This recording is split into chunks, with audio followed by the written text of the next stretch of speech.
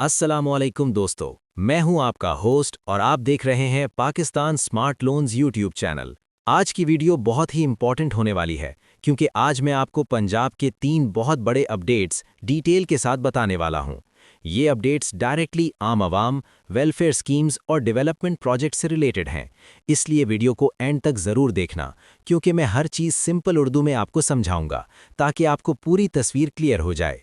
सबसे पहले बात करते हैं पंजाब के रमज़ान निगहबान पैकेज की, जिसके बारे में पंजाब की इंफॉर्मेशन मिनिस्टर अज़मा बुखारी ने बहुत बड़ी अपडेट दी है।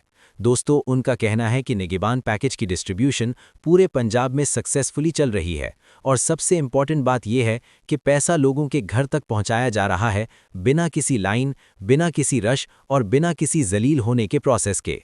अज़मा बुखारी ने बताया कि पूरे पंजाब में टोटल 26 लाख से ज़्यादा निगहबान कार्ड्स रिसीव हो चुके हैं। सोचिए ज़रा, 26 लाख से ज़्यादा कार्ड्स का मतलब है 26 लाख फैमिलीज टारगेट की गई हैं और इनमें से 23 लाख से ज़्यादा कार्ड्स लोगों के घरों तक डिलीवर भी कर दिए गए हैं। ये door to door delivery system है जहां लोगों को गवर्नमेंट ऑफिसेज के चक्कर नहीं लगाने पड़ रहे। उन्होंने ये भी बताया कि अब तक 19 लाख से ज़्यादा कार्ड्स इन कैश हो चुके हैं, यानी लोग पैसा हासिल कर चुके हैं और यूज़ कर भी रहे हैं। ये नंबर छोटा नहीं है। इस स्केल पर ट्रांसपेरेंट डिस्ट्रीब्यूशन करना किसी भी गवर्नमेंट के लिए चैलेंज होता है, लेकिन क्लेम ये किया जा रहा है कि प्रोसेस स्मूथ और ट्रांसपेरेंट है। इसके अलावा निगहबान रमज़ान दस्तरख्वान से 15 लाख से ज़्यादा लोग फ़ायदा उठा चुके हैं। दोस्तों, रमज़ान के महीने में जब महंगाई अपने पीक पर होती है, ऐसे में अगर घर तक मदद पहुंचती है तो ये वाकई रिलीफ होता है। अज़मा बुखारी का कहना है कि ये सिर्फ पैसा देना नहीं है, बल्कि डिग्निटी के साथ मदद देना है। अब एक और इंटरेस्टिंग चीज़ जो उन्होंने मेंशन की वो है मरियम को बताएं ऐप। इस ऐप के जरिए 10,000 रुपये पर पर्सन 13,000 से ज़्यादा लोगों को डिस्पर्स किए गए।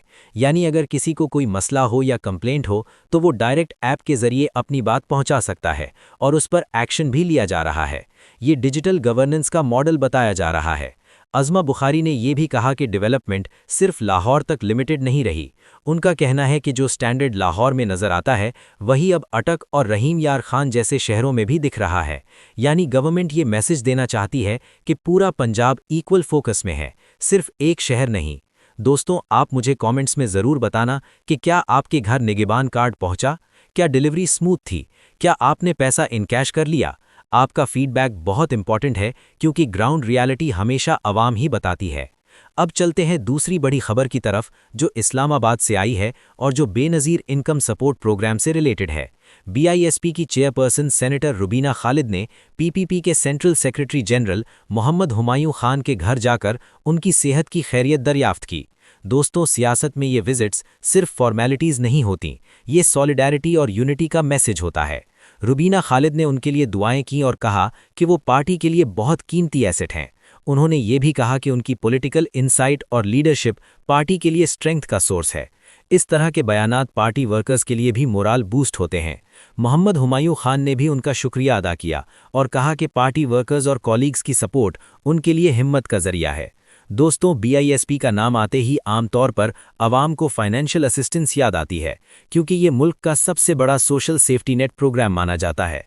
जब इस प्रोग्राम की चेयरपर्सन पॉलिटिकल और सोशल लेवल पर एक्टिव नजर आती हैं तो ये सिग्नल होता है कि ऑर्गेनाइजेशन इंटरनली भी एंगेज्ड है। ये खबर डिस्ट्रीब्यूशन से डायरेक्ट रिलेटेड नहीं थी, लेकिन ये पॉलिटिकल कोऑर्डिनेशन और पार्टी स्ट्रेंथ को शो करती है। और पाकिस्तान की सियासत में ये फैक्टर्स भी बहुत मैटर करते हैं क्योंकि पॉलिसी कॉन्टिन्यूटी और प्रोग्राम सस्टेनेबिलिटी इसी से लिंक्ड होती है। अब तीसरी और आज की वीडियो की सबसे बड़ी डेवलपमेंट की तरफ आते हैं जो लाहौर से रिलेटेड है। पंजाब गवर्नमेंट ने लाहौर हेरिटेज एरियाज रिवाइवल यानी लाहर को फास्ट ट्रैक कर दिया है। इस पर एक खास मीटिंग हुई जिसे लीड किया नवाज शरीफ ने और पंजाब की चीफ मिनिस्टर मरियम नवाज शरीफ ने। इस मीटिंग में पुराने लाहौर को दोबारा उसकी असल हिस्टोरिकल शान में वापस लाने का रोड मैप डिस्कस हुआ। दोस्तों, लाहौर सिर्फ एक शहर नहीं, ये हमारी हिस्ट्री है, हमारी पहचान है। सरकार का प्लान है कि हेरिटेज साइट्स को रिस्टोर करके उन्हें ओरिजिनल कंडीशन में वापस लाया जाए। मीटिंग में फैसला हुआ कि जहांगीर के मकबरे को मेन रोड से कनेक्ट करने के लिए नया ब्रिज बनाया जाएगा ताकि टूरिज्म आसान हो। नूरजहां और आसिफ खान के मकबरों की रेस्टोरेशन का भी रिव्यू हुआ। लाहौर फोर्ट के तमाम हिस्सों को उनकी ओरिजिनल फॉर्म में रिस्टोर करने का डिसीजन लिया गया। 40 एकड़ पर फैले इस कॉम्प्लेक्स के 26 मॉन्यूमेंट्स को ऑथेंटिक स्टाइल में रिवाइव किया जाएगा। ये सिर्फ पेंट और रिपेयर का काम नहीं है, ये हिस्टोरिकल प्रिजर्वेशन का प्रोजेक्ट है। मॉल रोड पर हर किस्म के प्रोटेस्ट और रैलीज पर पाबंदी लगाने का प्रिंसिपल डिसीजन भी लिया गया। सरकार का कहना है कि मॉल रोड की हेरिटेज लुक को प्रोटेक्ट करना जरूरी है। ये डिसीजन डिबेट का टॉपिक हो सकता है, लेकिन गवर्नमेंट का स्टैंड हेरिटेज प्रिजर्वेशन पर क्लियर है। वॉल्ड सिटी से ओवरहेड वायरिंग रिमूव करने का ऑर्डर दिया गया है ताकि पुराने लाहौर का लुक क्लीन और ट्रेडिशनल हो। टॉलिंटन मार्केट से लाहौरी गेट तक और कचहरी चौक से नीला गुंबद तक रेस्टोरेशन प्रोजेक्ट्स का रिव्यू हुआ। शाह आलम मार्केट से रंग महल चौक तक यूनिफॉर्म हिस्टोरिक फैसाड्स रिस्टोर करने की प्लानिंग हो रही है। पार्क टी हाउस के एक्सटीरियर को ट्रेडिशनल डिजाइन में वापस लाने की अप्रूवल मिल चुकी है।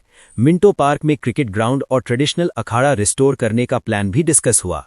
यानी गवर्नमेंट हेरिटेज और मॉडर्न अर्बन प्लानिंग को कंबाइन करने की कोशिश कर रही है। दोस्तों, अगर मैं इन तीनों खबरों को एक साथ देखूं तो एक क्लियर डायरेक्शन नजर आती है। एक तरफ वेलफेयर डिस्ट्रीब्यूशन चल रही है, जहां 26 लाख कार्ड्स इशू हो रहे हैं। दूसरी तरफ पॉलिटिकल कोऑर्डिनेशन और पार्टी लेवल एंगेजमेंट है, और तीसरी तरफ हेरिटेज और infrastructure development projects fast track किए जा रहे हैं।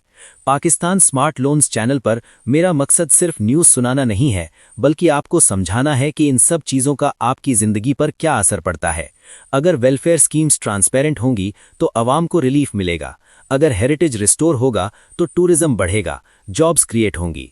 अगर पॉलिटिकल स्टेबिलिटी होगी तो पॉलिसीज कंटिन्यू रहेंगी। आप अपनी राय ज़रूर दें। क्या आपको लगता है निगहबान पैकेज इफेक्टिव है?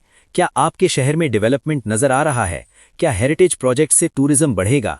कमेंट्स में अपनी ऑनेस्ट ओपिनियन शेयर करें। वीडियो को लाइक करें, शेयर करें और चैनल को सब्सक्राइब करें ताकि आपको हर स्कीम, लोन और गवर्नमेंट पैकेज की ऑथेंटिक अपडेट मिलती रहे। मैं मिलता हूं आपसे नेक्स्ट वीडियो में एक और इम्पॉर्टेंट अपडेट के साथ। तब तक के लिए अपना ख्याल रखें। अल्लाह हाफिज।